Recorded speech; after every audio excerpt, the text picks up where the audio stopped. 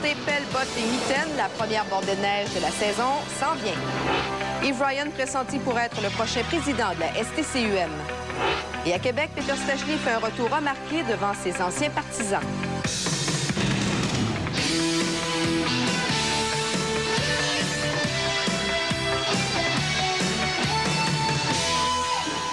Bonne fête de soirée, mesdames, messieurs. Bien, l'heure de pointe de demain matin risque d'être particulièrement difficile dans la région de Montréal. C'est qu'une tempête s'en vient, la première de la saison.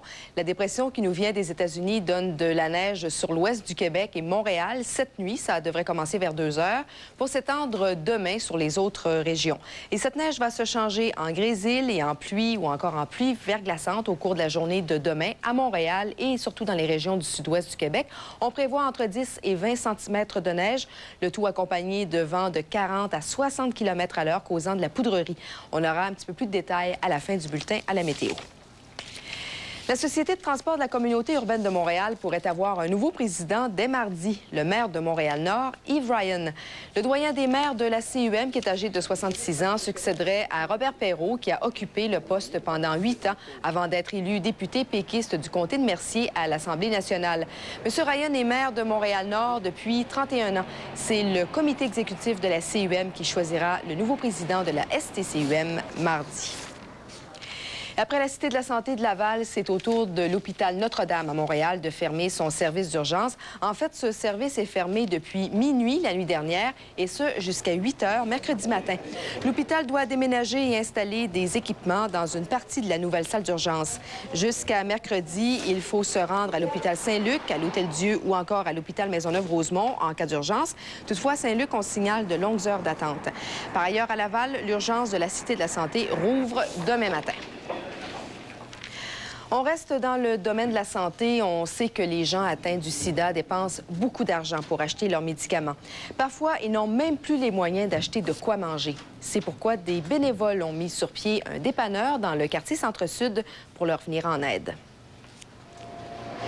Ce mois-ci, tu as droit, tu peux prendre 4 viandes. Ici, on ne dit pas « mange ta soupe si tu veux grandir », mais plutôt « alimente-toi bien si tu veux te sentir bien ». C'est que dans ce dépanneur de la Fondation d'aide directe SIDA Montréal, les 400 clients sont tous séropositifs ou sidéens. Ils ont souvent bien de la difficulté à joindre les deux bouts à la fin du mois et négligent la plupart du temps leur alimentation faute d'argent. C'était pas de la misère, c'était l'enfer. J'arrivais pas pantoute. J'arrivais pas. En plus, moi, j'étais à pige. Fait que si j'avais pas de contrat, je faisais pas d'argent. Je tombais tout de suite sur le BS.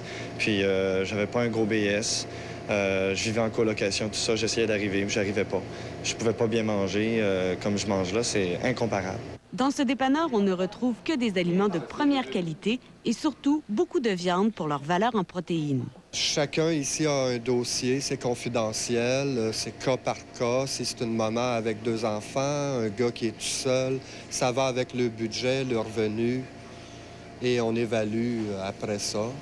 Mais les gens aussi, un mois après l'autre, ils peuvent revenir, ils deviennent sécurisés au niveau de l'alimentation. Ils n'ont plus à y penser. Ici, pour survivre, on a besoin de 15 000 $ par mois pour rendre service à environ 400 clients. Le problème, c'est que cette liste de gens ne cesse d'augmenter, donc il faut toujours plus d'argent pour continuer à offrir des services de dépannage. Mais nous, on ne pourra pas se rendre à aider 1500 personnes par mois. Il va falloir, déménager, il va falloir du support des corporations, de l'aide des compagnies, des communautés religieuses, des personnes à domicile. On a tout le temps besoin d'aide. Il faut qu'on les aide. On a besoin de frigidaire, on a besoin de poêle, on a besoin de pas d'aliments périssables. Mais s'il vous plaît, de l'argent. Venez nous en donner, on en a besoin. Puis on ne sait jamais, il y a peut-être quelqu'un que vous connaissez qui un jour va en avoir besoin. Hein? La clientèle du dépanneur de la Fondation d'aide directe se compose de 10 % de femmes et la moitié de ces femmes sont mères d'enfants également atteints par le virus du sida. Nancy Ferron, Le Grand Journal. Et même si Noël est dans un mois, des centaines d'enfants malades ont eu droit à une grande fête de Noël aujourd'hui dans la salle de bal du Château Champlain à Montréal. Cet événement est une initiative de la Fondation Un monde de rêve. C'est un organisme qui réalise les souhaits d'enfants malades. Alors, Mathieu, je te donne 2 anneaux. Tu les tiens dans tes 2 mains comme ça. Qu'ils soient atteints de fibrose kystique, de paralysie, de cancer ou de dystrophie, ces enfants ne sont certes pas différents des autres. Clowns, magiciens ou mascottes, ils en mangeraient durant des heures. Croyez-en, Amélie. T'aimes ça, des fêtes comme ça? Oui. Est-ce que c'est la première année que tu viens? Oui. Tu vas revenir? Oui. Une fête qui permet aux parents de se retrouver et de partager leurs expériences. Vivre avec un enfant handicapé, c'est vivre une journée à la fois en souhaitant l'essentiel, qu'il soit heureux, précise la mère d'Amélie. On apprend à vivre avec les valeurs de base qui sont l'amour, la famille, puis ça resserre beaucoup nos liens familiaux. Parce que c'est des problèmes qu'on vit et puis qu'on partage vraiment ensemble, toute la famille. Ces enfants ont appris à vivre avec leur maladie. Ils en connaissent souvent aussi bien l'évolution et les conséquences que leurs parents. C'est le cas de Marc-André, atteint de triplégie cérébrale et qui a subi une grosse opération l'an dernier. Quand je descendais les escaliers, ça cognait plus raide, tandis que là, je peux mieux plier mes jambes, je peux mieux m'étirer. La spasticité, c'est la raideur dans tes jambes. Là, tu te sens beaucoup mieux maintenant. Quelles activités tu peux faire que tu ne pouvais pas faire auparavant? Bien, comme là, je suis allé voir mon médecin dernièrement. Il a même dit que je pourrais faire du ski alpin. Mais la Fondation Un monde de rêve a aussi d'autres objectifs que cette fête annuelle. La Fondation, cette année, a réussi à réaliser les rêves d'une centaine d'enfants. Il peut s'agir de voyages à l'étranger ou de rencontres avec des célébrités. Des projets auxquels la Fondation a consacré entre 500 et 700 000 $. Des expériences qui parfois déclenchent ou favorisent la guérison, comme dans le cas de Mathieu à l'occasion de son voyage à Disneyland. Quand on est parti, on nourrissait par tube avec des seringues, par des tubes dans le nez, tout ça. Puis quand il a vu Mickey Mouse, là, il a commencé à manger, puis il a repris le goût à la vie. Puis quand on est revenu, ils ont découvert son cancer à moitié parti. André Saint-Roch, Le Grand Journal. Il existe plusieurs façons pour les commerçants de lutter contre la récession, notamment le troc. Le troc, c'est en fait échanger un produit ou un service contre un autre produit ou service. Et en fin de semaine, il s'est troqué pour plus de 2 millions de dollars de biens et services au Palais des Congrès de Montréal. Juste ça? Au Québec, au moins 12 000 entreprises, des petites surtout, font des échanges entre elles. Cela leur permet, sans dépenser un sou, d'acquérir, par exemple, des biens ou services qui sont nécessaires à leurs opérations. Vous savez qu'à cause que le dollar est en crise économique, les gens ont moins de dollars dans leur poche. Alors, il y a moins de dollars qui circulent sur le marché. Alors, avec l'échange commercial, qu'est-ce qu'on vient à bout de faire? C'est de faire bouger l'entreprise ou faire tourner la roue de l'économie dans le bon sens, du fait que les entreprises travaillent sur le manque à gagner. OK, je sais. Bien des commerçants ont vu leur clientèle augmenter sensiblement grâce au troc. En fait, tous les clients qu'on trouve ici, en fait, en général, si on ne troquerait pas, c'est les clients qu'on n'aurait pas, dans le fond. Je pourrais dire qu'au moins, pour l'instant, on est rendu à 10 à 20 qu'on a en troc. 10 à 20 donc de vos clients qui, eux, paient en devises. Qui payent en troc Canada, oui. Michel Vizina tient une petite boutique d'articles de fête. Il fait aussi des télégrammes chantés. Et selon lui, sans le troc, il n'aurait jamais traversé la crise économique. Non, je crois pas que j'aurais passé à travers la récession parce que dans mon quartier, Plateau Mont-Royal, c'est une clientèle qui n'est pas super riche. Et puis, ils ne peuvent pas toujours se permettre d'envoyer dans les fêtes un clown ou bien un Garfield, une mascotte, pour pouvoir aller chanter un télégramme chanté. Le carrefour de l'échange commercial existe depuis maintenant 10 ans, mais c'est la première fois qu'il est ouvert au public. Éventuellement, on aimerait que le simple citoyen fasse du troc, lui aussi, et on a demandé aux visiteurs si ça les intéressait. Oui, sûrement. J'ai vu quelques kiosques, puis c'est très intéressant. Non, pas moi. Non. On est en étude dans le moment. On regarde ça s'il y a des possibilités dans notre produit. On vient de conclure une entente pour étendre les échanges commerciaux aux États-Unis l'an prochain. On vise aussi le Mexique et l'Europe à court terme. Daniel Renaud, Le Grand Journal. Et en terminant, il y a un voleur qui a raté une bonne occasion de faire d'une pierre deux coups. La nuit dernière, un individu a volé une fourgonnette au centre-ville de Montréal. 4 chiens de compétition, on en voit un actuellement à l'écran, dont la valeur totale est estimée à 10 000 $, se trouvaient à bord. Ces chiens participaient à l'exposition canine internationale qui se déroulait en fin de semaine à la place Bonaventure. Mais le voleur n'aimait visiblement pas les chiens et sous-estimait leur valeur puisqu'il s'en est débarrassé à la première occasion. Un homme les a ramenés ce matin à l'exposition. Il faut vous dire évidemment que leur propriétaire, qui est de l'État de New York, elle était folle de joie de les retrouver, mais elle n'a pas encore retrouvé son véhicule. Bien, ils vont se souvenir de leur voyage à Montréal. Sûrement. André, après la pause, vous allez nous parler de hockey, mais aussi beaucoup de football. Hein? Oh oui, c'est la 13e semaine d'activité de la Ligue nationale de football qui a pris fin aujourd'hui. Une semaine chargée, remplie d'émotions, remplie de surprises, remplie de déceptions pour certains, remplie de joie également pour plusieurs. Et vous allez le voir, il y a eu des surprises, on l'a dit. Michael Bolton, entre autres, qui assistait à un match aujourd'hui. Une semaine assez spéciale dans la Ligue nationale. On aura tous les détails après la pause.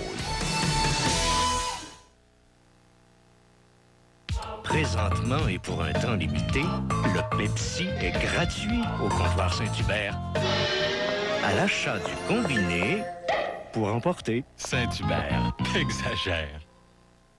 J'ai un message pour toi, toi et toi, pour que eux et elles vous achètent un ordinateur. C'est pas évident d'essayer de les convaincre, même en les suppliant.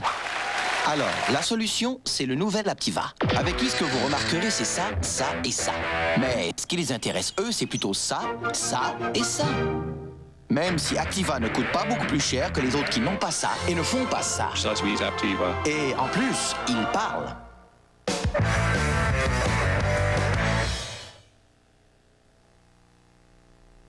Présentement et pour un temps limité, le Pepsi est gratuit au comptoir Saint-Hubert. À l'achat du combiné, pour emporter Saint-Hubert. Exagère.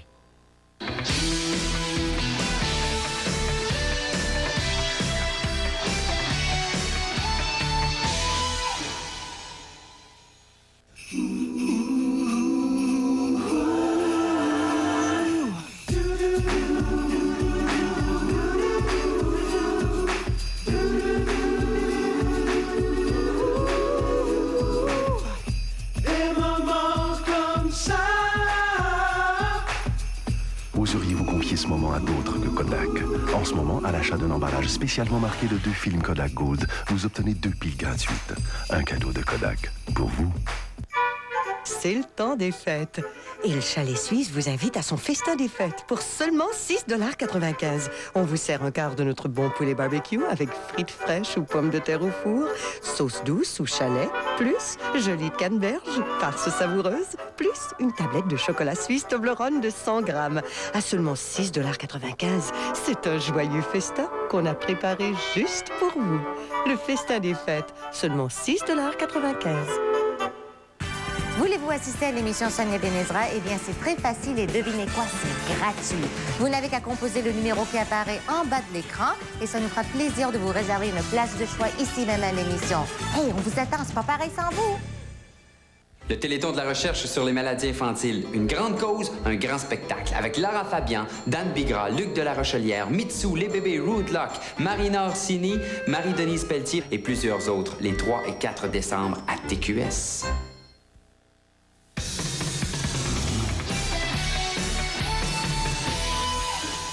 Bonsoir, mesdames et messieurs. Eh bien, en attendant la reprise des négociations dans la Ligue nationale de hockey prévue plus tard cette semaine, quelques anciens joueurs du Canadien et des Nordiques se sont donné rendez-vous cet après-midi sur la glace du Colisée afin d'y disputer un match amical.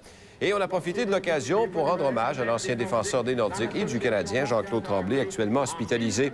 Comme on pouvait s'y attendre, le joueur de centre Peter Stachny a reçu un accueil très chaleureux de la part des 15 000 spectateurs présents. Et les locaux ne mettent que 33 secondes avant d'inscrire un premier but. Alain Côté qui remet devant le filet André Savard qui déjoue Steve Penney. C'est 1-0 Québec. En arrière 2-0, les anciens Canadiens répliquent à mi-chemin en première alors qu'André Boudria complète la belle manœuvre de Mario Roberge. Le trio des Stachny se met ensuite en évidence. Peter qui va d'une belle passe à Marianne qui n'a qu'à pousser le disque dans une cage déserte. C'est 4-1 Nordique. En deuxième, le Canadien revient et comble un recul de 3 buts. Boudria d'une belle passe, il va d'une belle passe à Napieux qui enfile l'aiguille. Soudainement, c'est l'égalité 5-5. Mais en troisième, les Nordiques s'assurent de la victoire. Encore une fois, Peter Stachny est à l'origine du but de son frère Anton qui donne les devants aux siens 6-5. Anton qui ajoutera un autre but dans un filet désert. Les anciens Canadiens qui l'emportent par la marque de 7-5. Je savais que ça va être positif, mais c'est toujours plus que j'attends, ou nous attendons. Le monde ici s'est montré comme... C'est un standard. Les amateurs du Québec sont vraiment meilleurs. Ils comprennent le hockey, ils connaissent le jeu. Tout le monde est dans une atmosphère de détente. Mais aussitôt que tu mets la rondelle au jeu, je trouve que tout le monde réellement veut gagner. Et puis à la fin, je veux dire, tout le monde veut réellement partir avec la victoire. Moi, je dis que ne faudrait pas qu'il y ait 5 ou 6 rencontres par année entre les anciens Nordiques et les anciens Canadiens. Pourquoi? Je pense que ça pourrait retourner en chicane. Et pendant ce temps, toujours en après-midi à l'Arena Saint-Michel, une formation d'anciens et d'actuels joueurs de la Ligue nationale affrontant un club de policiers. Patrice Brisebois, qui comptera sur cette séquence, était accompagné de ses coéquipiers du Canadien Pierre Sévigny et Benoît Brunet. Parmi les anciens professionnels, on retrouvait un trio composé de Guy Lafleur, Gilbert Perrault et René Robert. Pas mauvais. Jimmy Mann était également du match et les organisateurs ont cru bon faire appel à l'escouade anti-émeute pour reconduire le bouillant joueur jusqu'au banc des pénalités, heureusement sans casse. Et dans la Ligue de hockey junior majeur du Québec, maintenant, il y avait 6 rencontres au programme aujourd'hui. En matinée, d'abord à Saint-Hyacinthe, le Laser recevait la visite des Bisons de Granby. Et tirant derrière 1-0, le Laser rétrécit l'écart alors qu'en supériorité numérique, le tir de la pointe de Jimmy Drolet surprend Steve Plouffe. C'est 2-1 après 20 minutes. En deuxième, Éric Landry prend les choses en main et permet au Laser de renverser la vapeur. D'abord, il inscrit le premier de ses 2 buts d'un tir du revers, c'est 1-1. Puis moins de 4 minutes plus tard, il propulse les siens en avant cette fois. Il saute sur le retour du tir de Jimmy Drolet. Et Plouffe, encore une fois, n'y peut rien. Saint-Hyacinthe est en avant 3-2. Finalement, chaque équipe devra cependant se contenter d'un verdict nul de 4-4. Christian Matt des Bisons a marqué un but et récolté une passe. En soirée à Saint-Jean, les Olympiques de Hull visitaient les Lynx. En arrière 4-0 après 20 minutes de jeu, les Olympiques s'inscrivent au tableau à 3-33. Martin Ménard complète la stratégie de Baudouin et Charbonneau. Moins de 4 minutes plus tard, en avantage numérique, les Olympiques réduisent à nouveau l'écart. Le tir faible de Richard Safarik déjoue Martin Rodrigue, c'est 4-2. Les espoirs des Olympiques sont toutefois de courte durée. Encore une fois, en supériorité